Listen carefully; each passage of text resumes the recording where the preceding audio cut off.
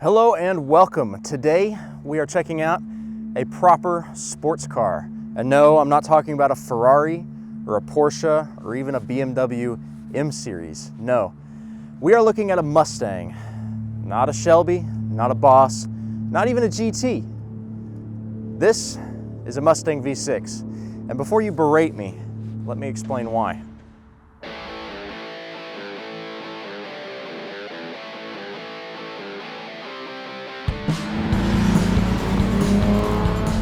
You see, in the Mustang community, V6 is synonymous with bass, which means that this car is on the bottom rung of the Mustang ladder.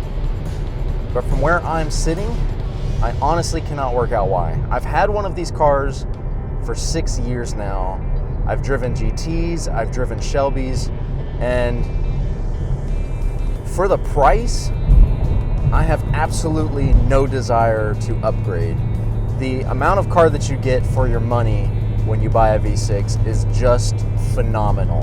I mean, if you take a GT, you take a Shelby, you take a V6, you put them all next to each other, the cars are 90% the same aside from the motor. And of course, the motor is what you're paying for when you pay for a GT or you pay for a Shelby. But on the street, I think that the V6 is the better driver's car than the higher trim levels, because you get the 305 horsepower V6, which, mind you, is just as powerful as the 4.6 V8 that came in the previous generation Mustang. So you get plenty of power, plenty of usable power, that you're able to open up and have some fun with on the road without getting yourself into trouble. I mean, you get in a GT, you've got 420 horsepower minimum unlocked, and that is the type of power that if you put your foot down, sure, you can enjoy it jumping off a red light, but you're at 60 miles an hour before you've even changed into third gear.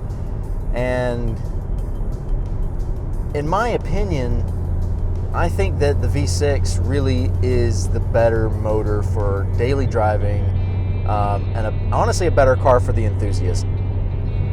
I know that I'm going to get some flack for saying that, but the V6 is a very, very nice package, and especially if you like to take your car around corners. Because it's a lighter motor, a smaller motor, it's lighter. It means that the car is more nimble. There's less weight hanging out over the front end. So the weight distribution of the car is more even, and therefore when you go and throw it into a corner, it's going to stick and it's going to do what you want it to do, and it's going to give you the feedback that you won't necessarily get from the heavier nosed V8 cars. Personally, I feel like a lot of people write off the V6 as kind of being the economy version of the Mustang. It's the cheap version, it's the one that's got the better gas mileage, yada, yada, yada. It's the one for the people that just want to have a Mustang to have a Mustang. But I disagree, and hear me out. As I mentioned earlier, I have been driving a V6 Mustang for almost 7 years now. And this is my second. And I wouldn't have bought a second one if I did not absolutely love my first one. You see, when I was shopping, I test drove GTs because it felt like the natural progression to go from a V6 to a GT. But once I test drove a GT, I was not as impressed with it as I thought that I would be, and I could not justify the price difference. To me, the V6 is probably the best sports car that you can buy for the money right now. It's got the looks, it's got the handling, and it certainly has performance. And look, at the end of the day, it all boils down to your personal opinion. But in mine, the V6 Mustang is worth much more than people give it credit for. It's an excellent package, and I don't think that you would be disappointed if you went down this road. Thank you for watching.